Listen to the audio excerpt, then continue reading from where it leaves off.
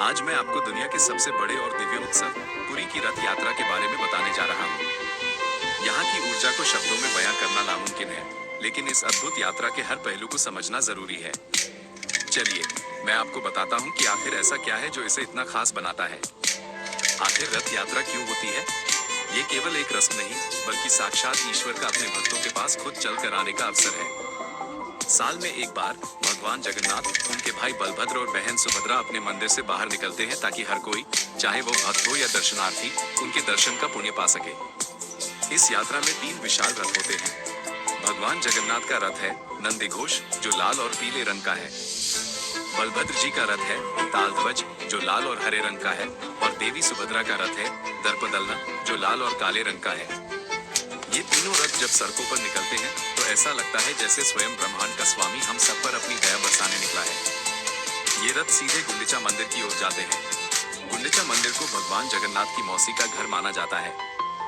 यह 9 दिनों की यात्रा प्रभु के अपने मूल स्थान पर लौटने का प्रतीक है, जहाँ वे विश्राम करते हैं और भक्तों को विशेष दर्शन देते हैं। इसके बाद आता है नवक्लेवर का रहस्य। नवक्लेवर का अर्थ है नया शरीर। जब भी ज्योतिषीय गणना के अनुसार एक विशेष समय आता है, तो भगवान जगन्नाथ की पुरानी काया को बदलकर नई काया प्रतिष्ठित की जाती है। यह एक अत्यंत गुप्त और दिव्य प्रक्रिया है, जिसमें प्रभु का ब्रह्म पदार्थ नई मूर्तियों में स्थानांतरित किया जाता है। अब बात करते हैं इस अद्भुत कारीगरी की। ये रथ पूरी तरह लकड़ी से बनते हैं, और सबसे हैरान करने वाली बात यह है कि इनमें कहीं भी लोहे की कील का इस्तेमाल नहीं होता। सब कुछ लकड़ी के खांचों से जुड़ा होता है। इसी दौरान इन मूर्तियों पर पट्टचित्र शैली की अद्भुत नक्काशी की जाती है।